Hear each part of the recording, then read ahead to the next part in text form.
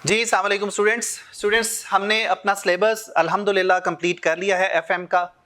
और आज मैं आपको टॉप 10 टिप्स जो है वो आपके साथ शेयर करूंगा जो आपने आखिरी 10 दिनों में आपने फॉलो करनी है और जो आपको बहुत ज़्यादा हेल्प करेगी एग्ज़ाम को पास करने में फर्स्ट अटेम्प्ट के लिए। तो सबसे पहली जो टिप है, tip number 1, that is focus on high yield topics. High yield topics के ऊपर आपको फोकस करना है। अब वो हाई यील्ड टॉपिक्स कौन से हैं जो कि मोस्टली आपके टेस्ट किए जाते हैं सेक्शन सी के अंदर। सो लिस्ट डाउन करने लगा हूं जी। पहले नंबर पे जो टॉपिक है आपका, that should be covered, it is investment appraisal या एनपीवी आईआरआर पे बैक पीरियड। सो यहां पे मैं इन्वेस्टमेंट अप्रेजल आईआरआर एनपीवी को, यहां पे जो नाम है इसका मेन टॉपिक का वो है इन्वेस्टमेंट अप्रेजल। दूसरा इंपॉर्टेंट टॉपिक जो सेक्शन सी के अंदर टेस्ट किया जाता है, हाई यील्ड है, 20 मार्क्स आपके पास हैं इस टॉपिक के लिए, वो है जी हमारे सामने वैक का topic, weighted average cost of capital. It also gives you high marks. तीसरा जो इंपॉर्टेंट टॉपिक है जो इस सेक्शन में आपसे पूछा जा सकता है, सेक्शन सी में खास तौर पे, वो है जी वर्किंग कैपिटल मैनेजमेंट का। सो WCM, वर्किंग कैपिटल मैनेजमेंट। तो स्टूडेंट सबसे पहले तो आपने अपने इन टॉपिक्स को ग्रिप करना है और जिस ऑर्डर से मैंने आपको अपना सिलेबस कंप्लीट करवाया था, मैंने उसी ऑर्डर में इसको लिस्ट डाउन किया है कि मैंने पहले इन्वेस्टमेंट अप्रेजल डिस्कस किया था आपके साथ, उसके बाद उसके अंदर जो डिस्काउंट रेट यूज किया जाता है उसके लिए हमने कैलकुलेशंस परफॉर्म की थी वैक की, अच्छा खासा टाइम हमने स्पेंड किया, और उसके बाद मैंने आपसे डिस्कस किया था वर्किंग कैपिटल मैनेजमेंट। तो अपनी एनर्जी पहले आपने इन टॉपिक्स के ऊपर स्पेंड करनी है। इसके साथ साथ सेक्शन सी जब आप तैयार कर रहे हैं तो आपको इस चीज का भी आइडिया होना चाहिए कि आप इसको जो है ओटी केसेस में कैसे हैंडल करेंगे। जैसे कि वैक का टॉपिक अक्सर वो ओटी केसेस में पूछता है आपसे, सेक्शन बी में पूछता है। इसी तरह वर्किंग कैपिटल की जो थ्योरेटिकल एरियाज हैं उसको वो एमसीक्यूज में पूछ लेता है, सेक्शन ए में पूछ लेता है। तो लिहाजा ये जो टॉपिक हैं, it's very important topics for section A, section B and section C, but particularly focus these 3 topics क्योंकि ये core topics हैं जिसको आपको बहुत ज़्यादा high value देना चाहिए, focus करना चाहिए और revision में पहले नंबर पे practice करना चाहिए। These are the 3 topics, ठीक है। Tip number 2 जो है, सबसे पहले practice and then you have to read it, read the book, read the answer। आप अपने क्वेश्चंस को इन 10 डेज के अंदर क्या करेंगे, अपने जो एरियाज हैं, जो कोर एरियाज हैं, आप उनको प्रैक्टिस करेंगे और उन टॉपिक्स को प्रैक्टिस करने के बाद आप उनके सजेस्टेड आंसर्स जो हैं उनको जरूर देखेंगे एग्जामिनर के। मैं इसको क्यों कह रहा हूं कि रीड करना है थ्योरेटिकल एरियाज को, जो थ्योरी के क्वेश्चंस उसने पूछे हुए हैं वो क्यों रीड करना है, क्योंकि हमें अपने एग्जामिनर की अप्रोच का पता चले कि एग्जामिनर जो है जब वो थ्योरेटिकल पार्ट को आंसर करता है तो वो कितने नंबर के लिए कितना कुछ लिखता है। उसको आप अपने क्वेश्चंस के साथ, अपनी जो है आपने जो एक्सप्लेनेशन है उसके साथ आपने उसको क्या करना है, मैच करना है। और मैच करते हुए एक एक पॉइंट को आपने मैच करना है कि यार मैंने पॉइंट लिखा था, उसने इस पॉइंट को कैसे एक्सप्लेन किया है, कितनी डिटेल में किया है, कितने मार्क्स उसने जो है उसके लिए एक्सप्लेन किया था। तो लिहाजा प्रैक्टिस एंड रीडिंग। अब स्टूडेंट्स इसके अंदर भी एक और चीज है, वो ये कि आपने जब प्रैक्टिस करनी है तो 70% of the time you will be spending on doing the practice and 30% of the time you will be using to revise the things. जो पीछे से आपके जो टॉपिक्स कवर्ड हैं आपने उनको रिवाइज करना है और इस चीज का ख्याल करना है कि ये पेपर सिर्फ थ्योरेटिकल नहीं है, ये पेपर प्रैक्टिस का पेपर है, नंबर्स भी हैं और थ्योरेटिकल एरियाज भी टेस्ट होते हैं। So it's very very important कि 70% you do the practice from the topic that you are practicing and you revise 30% of your time must be spent to revise the previous topic. तीसरे number पे बड़ी important जो tip है जिसको आपने इन 10 days में practice करना है वो है कि आपने एग्जाम टेक्निक को समझना है. So third important tip is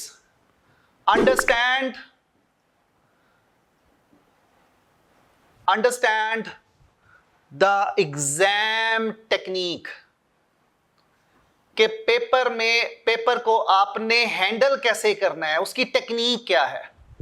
ACC के हर पेपर में स्टूडेंट्स हर पेपर की अपनी एक टेक्निक है. ऑडिट का पेपर पढ़ेंगे उसकी अपनी एक अलग टेक्निक है, परफॉर्मेंस मैनेजमेंट की अलग से टेक्निक है, टैक्स के पेपर की टेक्निक अलग है. सो जितना जल्दी आप इस एग्जाम टेक्निक को समझ लेंगे उतना ही बेहतर होगा. और यही एग्जामिनर कहता है कि you should understand the exam technique. कैसे पता चलेगा एग्जाम टेक्निक के बारे में? एक तो चीज ये है कि आप सजेस्टेड आंसर्स जो हैं एग्जामिनर के सजेस्टेड आंसर्स उसको पढ़ें. उससे आपको पता चलेगा कि भाई एग्जाम को कैसे लिखना है, कैसे आपने थ्योरेटिकल पार्ट को लिखना है, कैसे आपने स्टेप 1 स्टेप 2 स्टेप 3 करना है. ठीक है. इसके साथ साथ आपने अपनी वर्किंग्स को बेहतर करना है. वर्किंग्स जो हैं क्लियरली लेबल करना है. जहां पे आप अपनी वर्किंग शो करेंगे आपने उसको क्लियरली दिखाना है कि यार ये वर्किंग है और उसको प्रॉपर रेफरेंस करना है अपने मेन क्वेश्चंस के साथ. उसके बाद आपने स्टेप बाय स्टेप अप्रोच को फॉलो करना है. स्टेप बाय स्टेप चीजों को हैपहैजर्ड वे में नहीं परफॉर्म करना. आपने step by step calculations show करनी है. आपने थ्योरी को लिंक करना है अपने न्यूमेरिक्स के साथ, अपनी प्रैक्टिस के साथ, अपने नंबर्स के साथ. So link the theoretical part with the numbers. ये बहुत जरूरी चीज है. आपने अपने थ्योरेटिकल पार्ट को इंडिपेंडेंटली आंसर नहीं करना. इन द कॉन्टेक्स्ट ऑफ सिनेरियो जो है वो आपने आंसर करना है. Linkage is very important. For example आपको एनपीवी कैलकुलेट करके दे रहा है और आपसे कहता है कि यार रिजल्ट बताओ अगर एनपीवी की बजाय हम पे बैक पीरियड पे मूव करें फॉर एग्जाम्पल, तो what can be the issues for this company. अब यहां पे आप इंडिपेंडेंट आंसर नहीं दे सकते. आपको अपने आंसर के साथ या कैलकुलेशंस के साथ जो आपने सेक्शन ए में या पार्ट ए में पार्ट बी में जो परफॉर्म की होंगी, you have to link that to the theoretical part to the numbers. In other words, you have to know how to apply. इसको मैं सेपरेटली लिख देता हूं आपके लिए कि you have to understand the application basically. Application to the scenario. आपने अपने रिजल्ट्स को सिनेरियो के कॉन्टेक्स्ट में देखना है, evaluate करना है. Tip number 4, don't skip anything. Don't skip the topics. कोई भी टॉपिक पीएम एफएम के अंदर आपने नहीं छोड़ना. हर चीज कवर करनी है आपने और उसको डिटेल में कवर करना है. कोई भी ऐसी चीज जो बस आपने जो है वो लीव नहीं करनी, इसलिए कि हर क्वेश्चन ही हमारे लिए, हर टॉपिक ही कंपलसरी है. Every topic is very very important for us. So कई स्टूडेंट्स क्या करते हैं, जो मार्केट की थ्योरी है उसको छोड़ देते हैं. डिविडेंड पॉलिसीज के बारे में नहीं पता, छोड़ के आगे. और यही काम हम कर रहे होते हैं पेपर के अंदर भी, कि पेपर में जब हम बैठे होते हैं तो हम चीज़ों को स्किप करके आगे चले जाते हैं. उसको इग्नोर कर देते हैं कि हम कर लेंगे, टाइम बचेगा तो कर लेंगे, और टाइम कभी नहीं भी बचता और हमारा वो पार्ट अनआंसर्ड रह जाता है. तो this is very important. Okay ji students, so tip number 5 is attempt full book exam. आपने फुल बुक एग्जाम, जिसको हम मॉक के नाम से जानते हैं students, that has to be attempted under the timed condition. जब आप अपना पूरा सिलेबस कंप्लीट कर लें, रिवाइज कर लें, तो आपने इस मॉक को जो हम क्रेसेंट कॉलेज में कंडक्ट करते हैं, सो आपने उसको जरूर अटेम्प्ट करना है. उससे फायदा क्या होगा? उससे फायदा ये होगा हमें स्टूडेंट्स कि हमें ये मालूम होगा कि हमारी मिस्टेक्स कहाँ पे हो रही हैं, मिस्टेक्स हमने कहाँ पे की, या हमारे कौन से एरियाज हैं जिसको हमने बहुत अच्छा परफॉर्म किया. वेल परफॉर्म्ड एरियाज का भी पता चलेगा. यानी कि इन अदर वर्ड्स, आपको पेपर में जाने से पहले अपनी स्ट्रेंथ्स और अपनी वीकनेसेस के बारे में बहुत अच्छे तरीके से आइडिया मिलेगा जब आप एक फुल फ्लेज एग्जाम लेवल का मॉक अटेम्प्ट करेंगे। और अगर आपके पास टाइम हो तो आप एक की बजाय 2 मॉक्स जो हैं वो भी अटेम्प्ट कर सकते हैं, and we can provide you the second mock also. तो tip number 5 is attempting the full book exam और the mock to find out कि क्या सही किया आपने और क्या गलत किया, और उसको अपने आंसर्स को जरूर एग्जामिनर के जो हमारे मार्किंग स्कीम है उसके साथ आपने जरूर मैच करना है कि भाई कहां पे हमने पॉइंट्स को लूज किया, कितने पॉइंट्स का लूज किया ओवरऑल, और कहां पे हमने ज्यादा पॉइंट्स गेन किए। सो tip number 5 it was this. Tip number 6 is के मिस्टेक्स जो हैं एग्जामिनर्स के पॉइंट ऑफ व्यू से, जो एग्जामिनर आपको कमेंट कर रहा है, एग्जामिनर्स की जो हाईलाइटेड मिस्टेक्स हैं, यानी कि एग्जामिनर्स की मिस्टेक की मैं बात नहीं कर रहा कि एग्जामिनर ने क्या मिस्टेक की है, हम बात करें कि एग्जामिनर ने कौन सी मिस्टेक्स हाईलाइट की हुई हैं स्टूडेंट्स की अटेम्प्ट के हवाले से। बहुत सारे स्टूडेंट्स स्किल्स लेवल पे एग्जामिनर्स के कमेंट्स को नहीं पढ़ रहे होते, एग्जामिनर की मार्किंग स्कीम को नहीं देख रहे होते, एग्जामिनर के कमेंट्स को नहीं पढ़ते, डूज और डोंट्स के बारे में नहीं पता होता कि किस चीज से आपका एग्जामिनर खुश होता है और किस चीज से आपका एग्जामिनर आपसे अनॉय होता है। तो एग्जामिनर्स के पॉइंट ऑफ व्यू से जो स्टूडेंट्स की हाईलाइटेड मिस्टेक्स हैं, सो प्लीज उस लिस्ट को गो थ्रू करें, उस लिस्ट को जरूर देखें जो आपके स्टडी हब के ऊपर मौजूद है।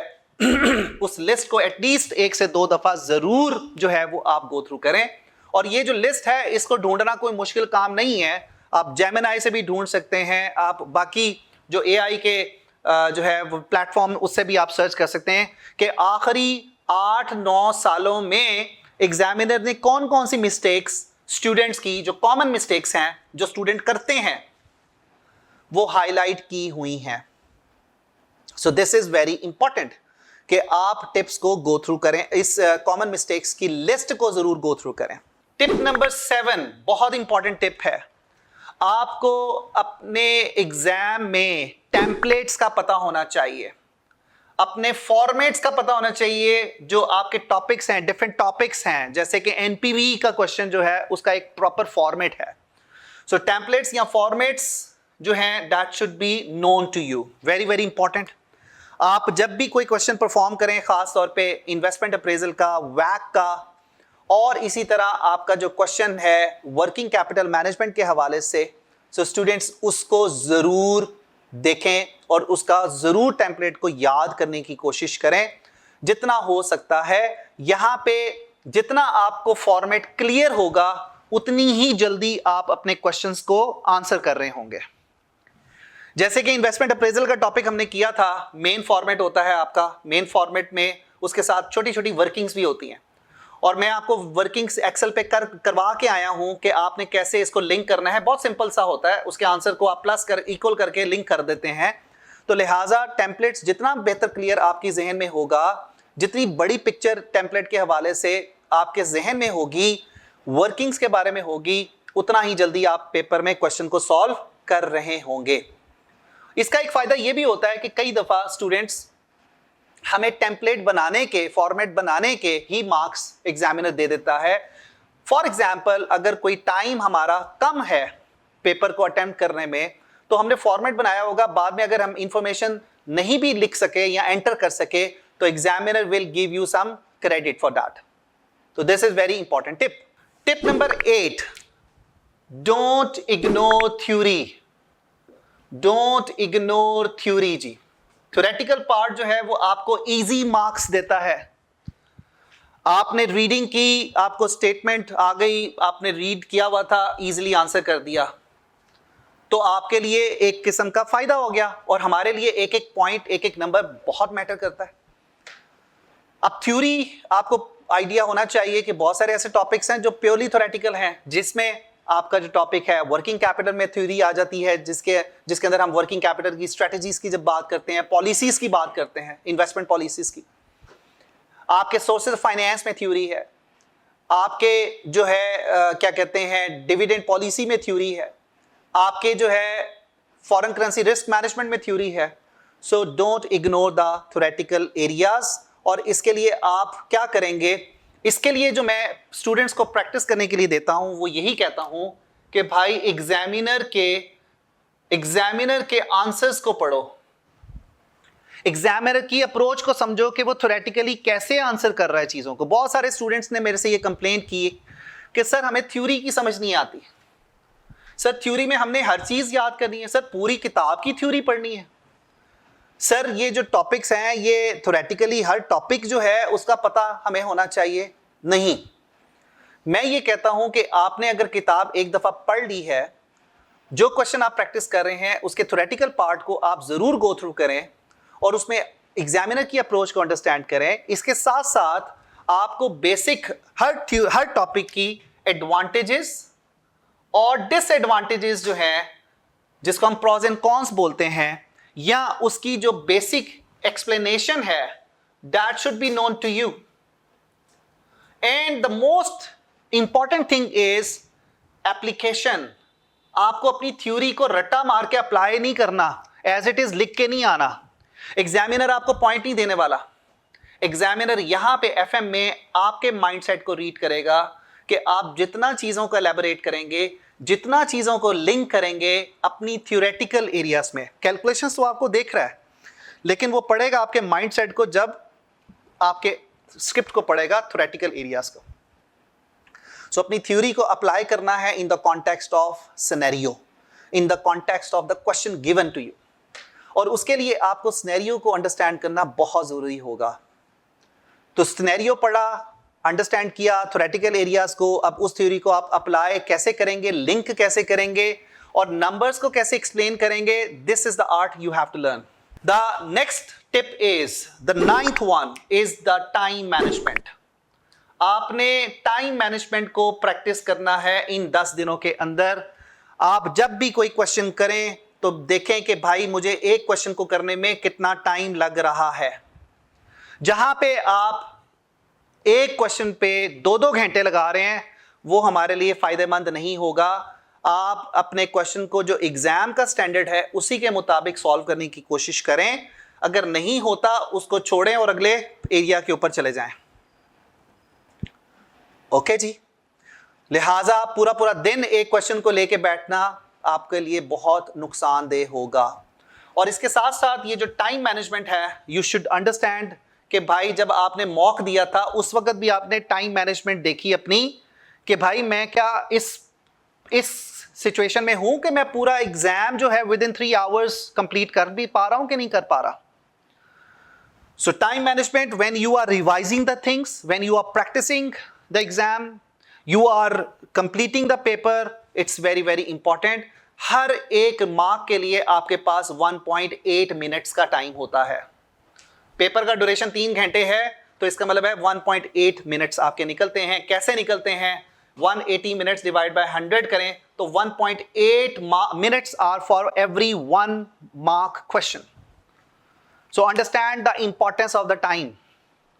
और स्टूडेंट्स की अक्सर कंप्लेंट होती है, सर मैं कर रहा था क्वेश्चन तो टाइम खत्म हो गया, मेरा सेक्शन सी में से एक पार्ट छूट गया, और बाद में हमें यह भी फीडबैक मिल रहा होता है सर सेक्शन सी में छोड़ा था तो मैं शायद फेल हो गया। और तकरीबन ऐसा ही होता है, इसलिए कि section C is the heart of the core area of the examiner, जिसमें आपका वो बड़ा डिटेल टेस्टिंग कर रहा होता है। एमसीक्यूज में तो आपको कई तुक्के से भी आप आंसर कर देते हैं, लेकिन जो आपने कैलकुलेट करके परफॉर्म करके अप्लाई करके दिखाना है वो सेक्शन सी है। तो इसको बहुत अच्छे तरीके से आपने प्रैक्टिस करना है। और आखिरी जो टिप है, that is the tip number 10। So make your plan. Make your plan and that should be the smart plan. Smart plan, planning ही नहीं करनी सिर्फ इन 10 दिनों की। आपने प्लान करना है कि यार डे 1 में मैंने क्या करना है, डे 2 में क्या करना है, डे 1 में मैंने करना है जी इन्वेस्टमेंट अप्रेजल को for example. So based on the importance of the topic, every topic is important, but you have to practice according to the importance and divide it on a day by day basis. आप अपनी एक list complete करें कि यार ये 10 दिनों में मैंने टोटल कितने क्वेश्चंस प्रैक्टिस करने हैं, जो मेरे टीचर ने क्लास में डिस्कस कर लिए वो मुझे दोबारा करने की जरूरत नहीं है। मैं उसके अलावा वाले जो क्वेश्चन हैं, असाइनमेंट के क्वेश्चन जो हमने अपलोड किए हुए सारे आपके लिए, वो वाले कंप्लीट करने हैं। जो टेस्ट में आ चुके हैं वो कंप्लीट करने हैं। तो अपना स्मार्ट प्लान डेवलप करें 10 दिनों का, और कोशिश करनी है कि इन 10 दिनों में कोई ऐसा टॉपिक ना हो जो आपने छोड़ा हो। कुछ भी नहीं छोड़ना। डे 1 में मैंने लिखा इन्वेस्टमेंट अप्रेजल, डे 2 में मैंने लिख दिया वैक कॉस्ट ऑफ कैपिटल, डे 3 में मैंने कहा वर्किंग कैपिटल को रिवाइज करूंगा। मैं आपसे ये नहीं कहता कि आप 1000 क्वेश्चन जो है 10 दिनों में प्रैक्टिस करें, लेकिन आप वो क्वेश्चन जरूर प्रैक्टिस करें जो क्वालिटेटिव हों, जो एक टॉपिक को डिफरेंट तरीकों से कवर कर रहा हो। वो क्वेश्चन उठाना है हमने, उसकी प्रैक्टिस करनी है। सो उसके बाद डे 4 में मैं कहता हूं जी मैं वर्किंग कैपिटल को प्रैक्टिस करूंगा। डे 5 में रिस्क का एरिया को कंप्लीट करूंगा। डे 6 में मैं अपने वीक एरियाज को, थ्योरी के वीक पार्ट्स को रिवाइज करूंगा, गो थ्रू करूंगा। उसके बाद मैं दोबारा से अपना जो 3 दिन है एग्जाम से 3 दिन पहले वाले, उसमें मैं कोई अपने जो टेस्ट हैं उनको सॉल्व करूंगा। आखिरी 3 दिन जो है मैं अपनी चीजों को रिवाइज करूंगा।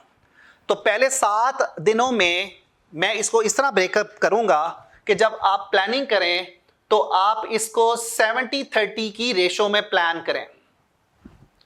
70 और 30 की रेशो में। कैसे?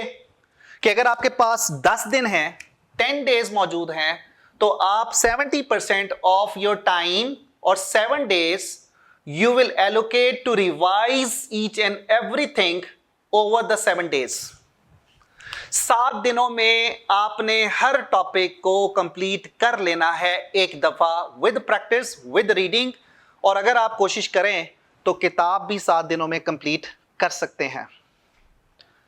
किताब को कंप्लीट करने के लिए पहला काम क्या कर सकते हैं कि आप अपने पॉकेट नोट्स उसको गो थ्रू कर लें एक दफा, मोस्ट इंपॉर्टेंट टॉपिक्स को गो थ्रू कर लें। उसके बाद आपने क्या करना है, जो मेन एरियाज हैं उसके थ्योरेटिकल पार्ट्स को गो थ्रू करें, मेन पॉइंट्स को, एडवांटेजेस डिसएडवांटेज जैसे मैंने लिस्ट डाउन की हैं उसी तरह आपने उसको करना है। और ये जो 30 डेज हैं, 30% ऑफ योर टाइम है, that is the last 3 days before the exam. So 3 days you will do the rehearsal और you will do the practice again, practice plus revision plus some of the theoretical part. Theory part जो है, जो आपको तंग करते हैं, आपको कुछ फॉर्मूलाज हैं वो रिवाइज करें बैठ के, ठीक है। उन फॉर्मूलाज की एक लिस्ट बना लें, हर टॉपिक के एक दफा अपने हाथ से लिख लें, तो वो आपको बहुत ज्यादा हेल्प करेगा। सो 77 days means you will revise each and every topic, and in the last 3 days just before the exam you will revise again, you will do some new questions and you will also look into the theoretical part। जो आपके weak areas हैं उसकी theory कुछ रह गई है पढ़ने वाली, वो गो थ्रू कर लें, या कुछ ऐसे एरियाज और थ्योरेटिकल होते हैं जो आपको कॉम्प्लेक्स लगते हैं और जो एग्जाम से क्लोज आपको याद रहते हैं, आप उसको कवर कर लें। और उसके बाद अपनी फॉर्मूलाज की लिस्ट एक दफा गो थ्रू करें, जो भी टॉपिक आपके हैं उनको एक फॉर्मूला की शीट बना लें और उसको इस्तेमाल करें। उसके बाद स्टूडेंट्स जो है ये आपका 10 डेज का प्लान होना चाहिए। और एक और आखिरी चीज़ जो मैं ऐड करना चाहूँ कि इस 3 दिनों में अगर आप चाहें तो आप 2 दिन पहले, अपने एग्ज़ाम से 2 दिन पहले एक मॉक अटेम्प्ट करना चाहें तो वो भी आप कर सकते हैं। लेकिन इसको आपने पॉजिटिवली देखना है कि भाई फाइनली जो एग्ज़ाम से 1 दिन पहले तक मैं कैसा परफॉर्म कर रहा हूँ। ये जो 7 दिनों की रिवीजन हुई, 7 दिनों की मैंने एक अपना 10 दिन का जो टाइम लगाया, 7 दिन का टाइम लगाया और ये 10 दिन का टोटल टाइम लगाया, उसमें मैंने क्या पाया और क्या खोया, और फाइनली जो चीज़ें आपकी मिसिंग हो रही हैं आप उसको देख सकते हैं। एक आखिरी इंपॉर्टेंट जो टिप है वो ये है कि आपने प्रॉपर नींद लेके जाना है एग्जाम में। आपने ज़हनी तौर पे थक के पेपर में नहीं जाना, because you will not be able to perform well. 7-8 घंटे की नींद या मिनिमम 6 घंटे की नींद जरूर लेके जाएं। ब्रेकफास्ट करने की आदत है ड्यूरिंग द एग्जाम तो करें, लेकिन अगर आप मैनेज कर सकते हैं तो देखें उसको, रात को जल्दी सोएं, और ये जितना भी काम है इसको कोशिश करें कि आखिरी मिनट में ना रखें, यानी कि आप ऐसी चीजें ना देख रहे हो जो नहीं हो आपके डे बिफोर द एग्जाम, तो वो आपके लिए फायदेमंद नहीं होगा। तो I hope it is clear, और इंशाल्लाह ताला आप इन टिप्स को अगर फॉलो करते हैं जो मैंने आपके साथ शेयर की हैं, इन 10 दिनों के अंदर जो 10 टिप्स हैं, 10 tips for 10 days to pass the FM paper, inshallah it's gonna be very helpful to all of you, inshallah wa ta'ala. And at the end of this session, I wish you very best luck, and I wish you all the best to all my students, whether they are in Pakistan or they are in the whole world. Thank you very much.